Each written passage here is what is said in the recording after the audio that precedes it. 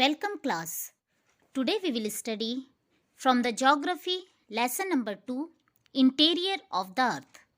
Guys, you know very well earth is a unique land because here we can get land, air, water that is very useful for our life. Guys, you know very well कि beginning time में अर्थ कैसे बहुत ही hot और मॉल्टन wave में थी, लेकिन धीरे धीरे ये कूल डाउन हुई और जो उसका प्रेजेंट फॉर्म है उस शेप में आ गई.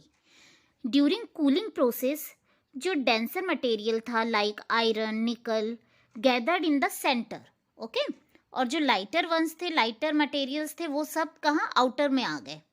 तो like silicon and aluminium stay in the outer shell because ये कैसे थे, लाइटर मटेरियल थे. देन अर्थ के बहुत सारे लेयर्स बन गए इस कारण से, ओके. तो let's we understand firstly interior of the earth. आपने देखा है जब हम अनियन को कट करते हैं तो उसमें बहुत सारी लेयर्स दिखती हैं, डिफरेंट डिफरेंट टाइप की लेयर्स दिखते हैं. तो फर्स्ट वाली थोड़ी थिन होती है और बाद में जो लेयर्स होती है वो थोड़ी थोड़ी थिक होते चली जाती है. तो इसी तरह यदि हम अर्थ की बात करते हैं तो यहाँ पर भी डिफरेंट लेयर्स होती है. This layers are broadly categorize as crust, mantle and core. तो हम इन तीनों भी लेयर्स को डीपली स्टडी करेंगे. Firstly we will study about the crust. If you will talk about the crust, crust जो है वो सॉलिड होती है और सबसे ऊपरी लेयर होती है crust, okay. And it consist of continents and ocean basin. तो अब कॉन्टिनेंट यानी जो भी हम कॉन्टिनेंट पे रहते हैं वो सारे भी क्रस्ट के ऊपर आते. अब ओशियन बेसिन जो भी महासागर होते उसका जो तली रहती है वो भी तो क्रस्ट है ना.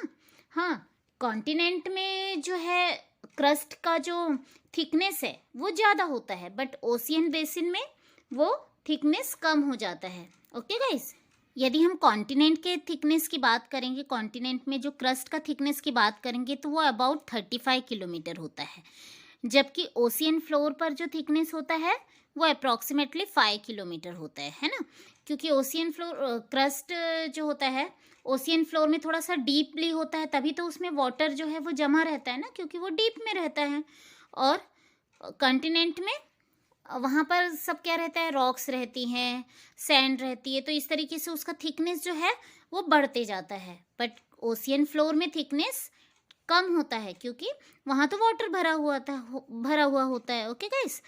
और यदि हम इसकी डेंसिटी की बात करें, किसकी डेंसिटी, क्रस्ट की डेंसिटी की बात करें, तो ये अप्रॉक्सीमेटली 2.7 ग्राम पर क्यूबिक सेंटीमीटर होता है, ओके. कितना होता है ये, 2.7 ग्राम पर क्यूबिक सेंटीमीटर. और the crust makes up only 0.5% of the volume of the earth. तो जो इसका वॉल्यूम होता है, यदि हम अर्थ को डिवाइड कर दें, उसका सारा मटेरियल अलग अलग लेयर्स के अकॉर्डिंग निकाल ले, तो जो क्रस्ट का जो वॉल्यूम है वो ओनली होता है 0.5%, ओके. यानी बहुत कम होता है as compare to other layer. Crust का वॉल्यूम जो होता है वो बहुत कम होता है. जो crust is made up of many elements जैसे ऑक्सीजन, सल्फर, सोडियम, बट इसमें सबसे ज़्यादा कौन होता है, मेजर एलिमेंट्स कौन से होते हैं, सिलिका और एल्यूमिनियम, ओके. तो इसे शॉर्ट में सियाल भी कहते हैं. SI यहाँ पर SI stand for the silica and AL stand for the aluminium. और ऐसे ही यदि हम ओशियन क्रस्ट की बात करें तो यहाँ पर mainly consist of silica and magnesium. तो ओशियन क्रस्ट में क्या होता है, सिलिका और मैग्नीशियम ही ज़्यादा रहते हैं, तो इसे हम शॉर्ट में बोलते हैं सीमा, ओके. यहाँ पर SI stand for silica and MA stand for the magnesium, okay guys. तो now let's we move forward to understand mantle. Mantle is a second layer of the earth, okay. तो second layer it means two, जो third layer है उसकी वो core है और first layer उसकी क्या हो गई, क्रस्ट. यानी बाहर में crust, then second one is mantle and third one is the core, okay. तो ये मिडिल लेयर कहलाती है. मेंटल क्या कहलाती है, मिडिल लेयर कहलाती है. एंड ये it lies between the crust and core, middle है तो क्रस्ट और कोर के बीच में ही रहेगी ना। ओके गाइस, और इसका जो डेप्थ है वो अप्रॉक्सीमेटली 2900 किलोमीटर है ना। अभी हमने देखा था कि क्रस्ट का जो डेप्थ था वो अप्रॉक्सीमेटली कॉन्टिनेंट में 35 किलोमीटर था, बट मेंटल का जो डेप्थ है वो कितना है, 2900 किलोमीटर। ओके, और यदि हम डेंसिटी को कंपेयर करें तो यहाँ पर डेंसिटी, मेंटल में डेंसिटी हो जाती है 3.5 to 5.5 ग्राम पर क्यूबिक सेंटीमीटर। ओके, और क्रस्ट में आपको मालूम है 2.7 ग्राम ओनली था, और यहाँ पर बहुत अधिक है। और यदि हम इसके वॉल्यूम की बात करते हैं तो इसका डेप्थ के अकॉर्डिंग इसका वॉल्यूम भी देखो 16% of the volume of the अर्थ है ना। Mental consist of 16% of the volume of the earth. Okay guys, ऐसे ही यहाँ पर जो मेंटल में जो मेन एलिमेंट्स होते हैं वो कौन कौन से हैं, basalt, granite, sodium, magnesium, sulphur. But जो मेन एलिमेंट्स है ये सब तो रहते ही हैं, जो मेन एलिमेंट्स है मेंटल का उसको हम शॉर्ट में बोलते हैं सीमा। ओके, यहाँ पर भी सीमा, इट मीन्स टू यहाँ पर भी कौन सबसे ज़्यादा मिलता है मेंटल में, SI stand for, yes guys, silica, and MA stand for the magnesium. Okay guys, let's we move forward to understand third layer of the earth, that is core. Okay, तो it is a inner most layer of the earth, यानी ये सबसे अंदर है इसलिए उसे हम क्या बोलते हैं, inner most layer of the earth. It's extend from 2900 kilometre to about 6400 kilometre below the crust. It means ये अप्रॉक्सीमेटली कितने किलोमीटर इसका थिकनेस है, 3500 किलोमीटर है ना, क्योंकि मेंटल कहाँ ख़त्म हो जाता है, 2900 किलोमीटर में, लेकिन उसके भी नीचे ये 6400 किलोमीटर तक जो है कोर है वो है। तो इसलिए इसका जो डेप्थ होता है वो अप्रॉक्सीमेटली 3500 किलोमीटर होता है। जब हम इसकी डेंसिटी की बात करते हैं तो ये बहुत डिफरेंट डेंसिटी की होती है, अप्रॉक्सीमेटली 9.9 से लेकर 13 ग्राम पर क्यूबिक सेंटीमीटर तक होती है ना। तो ये बहुत ही ज़्यादा होती है किससे, क्रस्ट और मेंटल से।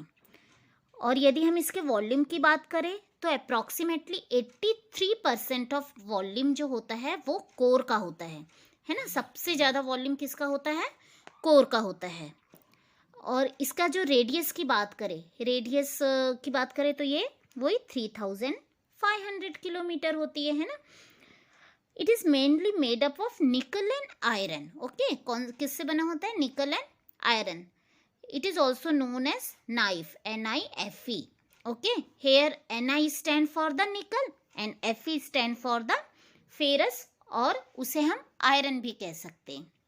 Okay guys, this layer has very high temperature and pressure also. अब ये सबसे इनर मोस्ट पार्ट है ना, कोर जो है इनर मोस्ट पार्ट है, तो इसलिए उसका जो मेंटल का भी जो प्रेशर होता है वो भी आता है, क्रस्ट का भी प्रेशर आता है।